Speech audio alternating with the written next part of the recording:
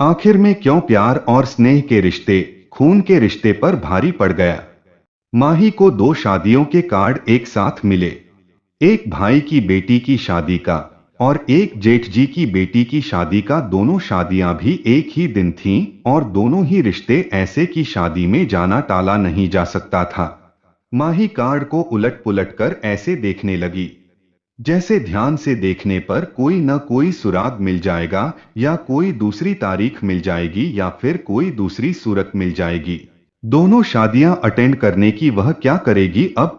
भाई की बेटी की शादी में शामिल नहीं हो पाएगी तो भैया भाभी की नाराजगी झेलनी पड़ेगी और अगर जेठ जी की बेटी की शादी में शामिल नहीं हुई तो जेठ जेठानी उसकी मजबूरी समझकर कुछ कहेंगे नहीं, पर उनके प्यार भरे उलाहने का सामना कैसे करेगी। किंकर्तव्य विमूढ़ सी वह पास पड़ी कुर्सी पर बैठ गई।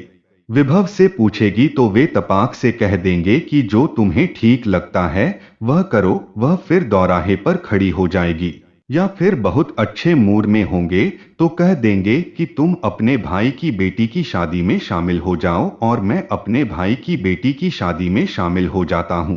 लेकिन वह ऐसा नहीं कर सकती। शाम होने को थी। अंधेरा धीरे धीरे चारों तरफ फैल रहा था। उसका दिल वहां पहुंच गया जब उमंगे थीं। रंगीन इंद्रधनुषी सपने थे। माता पिता थे। उसकी कुलाचे भरने वाली उम्र थी। वे दो भाई बहन थे। माता पिता की इकलौती लाडली बेटी भाई के बाद लगभग 10 सालों के बाद हुई, इसलिए भाई का भी लाड़ प्यार भरपूर मिला। वह 20 साल की थी जब भाई की शादी हुई। आम लड़कियों की तरह उसके भी कई अरमान थे। भाई की शादी के काफी लड़कियां देखने के बाद सिमरन पसंद आ गई। भाई के सेहरा बांधे देख हर बहन की तरह वह भी खुश थी। भाभी ने जब घर में कदम रखा तो खुशियां जैसे उनके घर के दरवाजे पर हाथ बांधे खड़ी हो गई। भाभी 23 साल की थीं। उम्र का फासला कम था। उसे लगा उसे हम उम्र एक सहेली मिल गई। अभी तक तो घर में सभी बड़े थे। 3 साल उसे भाभी के सान्निध्य में रहने का मौका मिला। 23 साल की उम्र में उसकी भी शादी हो गई। पहले माँ काम करती थीं तो वह निश्चिंत होकर अपनी पढ़ाई करती थी। माँ भाभी की भी किचन में पूरी मदद करती थीं, पर भाभी न जाने क्यों उससे हमेशा चिड़ी सी ही रहती थीं। शायद उन्हें लगता था कि यह आराम से अपनी पढ़ाई कर रही है, बाकी सारा काम मुझे ही करना पड़ता है। नई होने के कारण वे अधिक नहीं बोल पाती थीं, पर भाव भगिमाओं से सब जता देती थी। भाभी के हाव भाव समझकर वह भी किचन में हाथ बटाने की कोशिश करने लगी तो माँ ने टोक दिया, तू जा, अपनी पढ़ाई कर, ये काम तो जिंदगी भर करने हैं। वह जाने को हुई तो भाभी बोल पड़ी, पर काम आएगा नहीं तो आगे करेगी कैसे। उसे समझ नहीं आया कि भाभी की बात माने की माँ की। वह MSc कर रही थी। पहले में वह हमेशा कक्षा में अच्छे विद्यार्थियों में गिनी जाती रही। भाभी अपनी चुप्पी के पीछे से भी पूरी दबंगता दिखा देती थीं। भाई भी उससे अब पहले की तरह बेतकल्लुफ नहीं रहते थे। पहले की तरह भाई से फरमाइश करने की उसकी अब हिम्मत नहीं पड़ती थी। भाई कहीं बाहर तो जाते तो भाभी के लिए कई चीजें खरीद कर लाते। वह बहुत उम्मीद से देखती कि शायद उसके लिए भी कुछ खरीद कर लाए हो, पर ऐसा होता नहीं था। उसे किसी बात की कमी नहीं थी, पर भाई का कुछ न लाना जता देता कि अब उनकी जिंदगी में उसकी कोई अहमियत नहीं रह गई है। उसने यह मासूम सी शिकायत माँ से की तो उन्होंने उसे ही समझा दिया, ऐसा तो होता ही है पगली, तेरी शादी होगी तो तेरा पति भी तेरे लिए ऐसे ही लाएगा। पति के लिए पत्नी सब कुछ होती है और लोग कुछ नहीं होते। होते हैं, पर पत्नी से कम ही होते हैं। 2 साल तक भाभी का व्यवहार समझते हुए भी उसने अधिक ध्यान नहीं दिया। उसके लिए भाभी फिर भी अपनी थी, पर भाभी उसे कभी अपना नहीं समझ पाई। उसके 23 की होते होते माता पिता ने उसके लिए लड़का देखना शुरू कर दिया। विभव बैंक में अफसर थे। उनके घर में 2 भाई व 1 बहन और माँ थीं। वहां सब कुछ अच्छा देखकर उसका रिश्ता तय हो गया और फिर उसकी शादी हो गई। उसने सोचा कि जब भाभी के साथ उसके रिश्ते सहज हो जाएंगे, जब वह कभी कभी आएगी तो भाभी भी उसे पूरा सम्मान देंगी। ससुराल में सभी ने उसे हाथों हाथ लिया, पर घर में जेठानी का ही राज था। वे पूरे परिवार पर छाई हुई थीं। सास, ननद व यहाँ तक कि उसके पति के दिलो दिमाग पर भी वही राज कर रही थीं। वह अनायास ही ईर्ष्या से भर उठी। मायके जाती तो वहां सब कुछ भाभी का, तो यहाँ सब कुछ जेठानी का। धीरे धीरे न चाहते हुए भी उसके मन में जेठानी के प्रति ईर्ष्या की भावना घर कर गई। पति से कुछ भी पूछती तो एक ही जवाब मिलता कि भाभी से पूछ लो, साड़ी खरीदनी है। साथ चलो तो उसे जवाब मिलता, भाभी के साथ चली जाओ, या फिर चलो भाभी को भी साथ ले चलते हैं, उनकी पसंद बहुत अच्छी है, खाने में क्या बनाऊं, भाभी से पूछ लो। सास भी बड़ी बहू से पूछे बिना कुछ न करती, उसे सब प्यार करते पर महत्व बड़ी को ही देते। जेठानी के साथ समझौता करना उसे अच्छा नहीं लगता था। जेठानी उसका रुख समझकर बहुत संभल कर चलती, पर कुछ न कुछ हो ही जाता। जेठ जेठानी कहीं जाते तो बच्चे घर छोड़ जाते। बच्चों की चाचा साथ घूमने की आदत तो पहले से ही थी, अब चाची भी आ गई तो क्या, वे दोनों कहीं भी जाना चाहते तो दोनों बच्चे भी उनके साथ लग लेते। वह विभव पर भुनभुनाती, नई शादी हमारी हुई है या जेठ जेठानी की, वे दोनों तो अकेले जाते हैं और हमारे साथ ये दोनों लग लेते हैं, तो क्या हुआ माही, उन्हें इस बात की समझ थोड़े ही है, बच्चे ही तो हैं, ये ऐसे ही हमारे साथ जाते रहे तो जब तक ये बड़े होंगे तब तक हम बूढ़े हो जाएंगे। अरे जब हमारे चुनमुन होंगे तो उन्हें भाभी संभालेगी, तब हम खूब अकेले घूमेंगे। जरूर संभालेंगी, अपने तो संभलते नहीं। जेठानी उसका मूड समझकर बच्चों को जबरन रोकत न मानने पर 1 से 2 थप्पड़ तक जड़ देती। बच्चे रोते तो उन्हें रोता देखकर विभव का मूड खराब हो जाता, और विभव का खराब मूड देखकर उसका मूड खराब हो जाता, और जाने का सारा मजा किरकिरा हो जाता। उसे जेठानी पर तब और भी गुस्सा आता, लेकिन जिन बातों में वह जेठानी के साथ समझौता नहीं करना चाहती थी, उन्हीं बातों में भाभी के साथ समझौता करने की कोशिश करती, उन्हें खुश रखने का प्रयास करती ताकि उनके साथ संबंध अच्छे बने रहें। भैया भाभी कहीं जाते तो थोड़े दिन के लिए मायके आने के बावजूद वह भाई के बच्चों की देखभाल करती, उन्हें अपने साथ घुमाने ले जाती, चॉकलेट आइसक्रीम वगैरह खिलाती, पर भाभी उसे फिर भी खास तवज्जो न देती। माही उस घर को अभी भी अपना घर समझती, फिर वही पहले वाला हक ढूंढती, पर उसकी सारी कोशिशें बेकार हो जाती। भाभी उससे मतलब का रिश्ता निभाती, इसलिए उनमें आत्मीयता कभी नहीं आ पाई।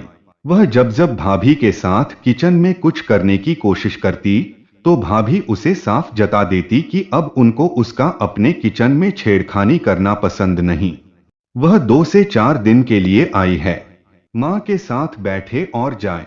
फिर उसके बच्चे हुए तो सास बुजुर्ग होने की वजह से उसकी अधिक देखभाल नहीं कर पाई, पर जेठानी ने अपना तन मन लगा दिया। माँ जैसी देखभाल की उनकी, देखा माही भाभी कितना ख्याल रखती है तुम्हारा, मैं कहता था न कि उन्हें समझने में तुम गलती कर रही हो। जेठानी की देखभाल से वह पिघलने को होती तो विभव की बात से जल भुन जाती। पहले बच्चे के समय जब माँ ने बार बार कहा कि अब थोड़े दिन के लिए मायके आ जा, तो 1.25 महीने के बच्चे को लेकर वह मायके चली आई। विभव से कह आई कि बहुत दिनों बाद जा रही हूँ, इसलिए आराम से रहूंगी, तुम्हें तो वैसे भी मेरी जरूरत नहीं है। जेठानी ने जाने की बात सुनी तो मना किया, तुम अभी कमजोर हो माही, खुद की व बच्चे की देखभाल नहीं कर पाओगी, यहीं रहो, थोड़े महीने बाद चली जाना, मेरी माँ व भाभी मेरी देखभाल करेंगी। भाभी का स्वभाव जानते हुए भी वह बोली। मायके पहुंची तो खुश थी, वह इस बार लंबे समय के लिए आई थी। जब घर पहुंची तो भावुक होकर माँ व भाभी से मिलना चाहा, पर भाभी का उखड़ा मूड देखकर उत्साह पर पानी फिर गया। माँ भी बहुत उत्साहित नहीं दिखी, लगा माँ ने रीति रिवाज निभाने व उसका मन रखने के लिए उसे मायके आने को कहा था। शायद उन्हें सचमुच विश्वास नहीं था कि वह आ जाएगी। ससुराल में जेठानी उसके आरों पीछे घमकर उसका ध्यान रखती, बच्चे की परी देखभाल करती। सास हर समय सबसे उसका ध्यान रखने को कहती, उसका बेटा सबकी आंखों का तारा था। वहीं मायके में माँ की भी काम के करने की एक सीमा थी, फिर भी उनका पहला ध्यान अपने पोते पोतियों पर रहता था, नहीं तो बहू की नाराजगी मोल लेनी पड़ती। भाभी को तो उसकी देखभाल से मतलब ही नहीं था। जो खाना सबके लिए बनता वही उसके लिए भी बनता। एक दिन रात में तबीयत खराब होने की वजह से वह बच्चे की देखभाल भी नहीं कर पा रही थी। माँ ने रोते हुए बच्चे को उठा लिया पर उसका पेट दर्द रुक नहीं पा रहा था। माँ ने हार कर उसके भाई के कमरे का दरवाजा खटखटा दिया। बहुत मुश्किल से भाई की नींद खुली, उसने दरवाजा खोला। बेटा, माही की तबीयत ठीक नहीं है, पेट में दर्द हो रहा है। क्या माँ, तुम भी न छोटी छोटी बातों के लिए जगा देती हो? अरे परहेज वगैरह वह कुछ करती नहीं। हाजमा बिगड़ गया होगा, कोई दवा दे देती। बेकार में नींद खराब कर दी। सब कुछ करके देख लिया बेटा, पर दर्द रुक नहीं रहा। तो दर्द की कोई गोली दे दो, इतनी रात में मैं क्या कर सकता हूँ। और तुम भी माँ, कहाँ की जिम्मेदारी ले ली, उसे अपने घर भेजने की तैयारी करो। उनकी जिम्मेदारी है, वही संभालें। सो जाओ, अभी सुबह देखेंगे, कहकर भाई ने दरवाजा बंद कर दिया। माँ लौट आई। न माही ने कुछ पूछा, न माँ ने कुछ कहा। उसने सब कुछ सुन लिया था। सारी रात वह दर्द से तड़पती रही। माँ सिराहने बैठी रही, पर भाई भाभी ने सहानुभूति जताने की कोशिश भी न की। सुबह पेट दर्द कम हो गया, पर तबीयत फिर भी ठीक नहीं थी। लेकिन भैया भाभी ने यह पूछने की जहमत नहीं उठाई कि रात में तबीयत ठीक नहीं थी, अब कैसी है। वह सोच रही थी कि उसकी इतनी तकलीफ में तो ससुराल में रात में पूरा घर हिल जाता। यहाँ तक कि बच्चे भी उठकर बैठ जाते। यहाँ माँ के अलावा सब सो रहे थे। सोचते सोचते उसका मन भारी सा हो गया। किस मृग तृष्णा में बंधी हुई वह बार बार यहाँ आती है और भैया भाभी के द्वारा अपमानित होती है। क्या खून के रिश्ते ही सब कुछ होते हैं? जेठ जेठानी उस पर जान छिड़कते हैं, लेकिन उन्हें वह अपना नहीं समझ पाती। उल्टा चाहती है कि उसका पति भी उन्हें अधिक तवज्जो न दे। वह बिस्तर पर गमगीन सी बैठी हुई थी, तभी माँ चाय लेकर आ गई। माही रात की बात से दुखी होगी, यह तो वे जानती थीं, पर उनके हाथ में था भी क्या। क्या हुआ माही, अब कैसी तबीयत है तेरी? माँ स्नेह से उसका सिर सहलाते हुए बोली। अब ठीक है माँ, आपको भी रात भर सोने नहीं दिया मैंने। अरे कैसी बात कर रही है तू? अच्छा चल मुंह हाथ धो ले और चाय पी ले। माही चुपचाप चाय पीने लगी। माँ ने अपना कप उठा लिया। दोनों चुप थे, पर दोनों के दिल की बातों से परेशान थे। माँ, मेरी तबीयत अगर ऐसी ससुराल में खराब होती तो मेरे जेठ जेठानी सारा घर सिर पर उठा लेते। अचानक माही बोली तो माँ समझ गईं कि माही क्या कहना चाहती है। वे धीरे से उसके पास खिसक आई। माही, तू जिन रिश्तों की जड़ों को सींचना चाह रही है वे खोखली हैं, सूखी हुई हैं बेटा। खून के रिश्ते ही सब कुछ नहीं होते।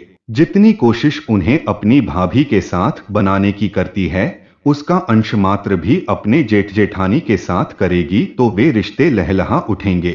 जो रिश्ते तेरी तरफ कदम बढ़ा रहे हैं उन्हें थाम, उनका स्वागत कर। जो तुझसे दूर भाग रहे हैं उनके पीछे क्यों भागती है? माँ उसके और अपने मन के झंझावतों को शब्द देती हुई बोली। ये तेरी मृगतृष्णा है कि कभी न कभी भाभी तेरे प्यार को समझेगी और तेरी तरफ कदम बढ़ाएगी। कुछ लोग प्यार की भाषा को कभी नहीं समझ पाते, पर तू प्यार की कीमत समझ माही। अपने जेठ जेठानी के प्यार को समेट ले। वही हैं तेरे भैया भाभी जो तेरे दुख सुख में काम आते हैं, तेरा ख्याल रखते हैं, तेरे अच्छे बुरे व्यवहार को तेरी नादानी समझकर भुला देते हैं। माँ उसे पहले भी यह बात कई बार समझाना चाहती थी, उसके प्यार का बहाव ससुराल की तरफ मोड़ना चाहती थी, पर माँ ही समझना ही नहीं चाहती थी। पर आज पता नहीं क्यों माँ की बात समझने का दिल कर रहा था। उनकी बातें उसके अंतर्मन को छू रही थीं। माँ चली गई तो वह अपने आप में गुमसुम सी हो गई।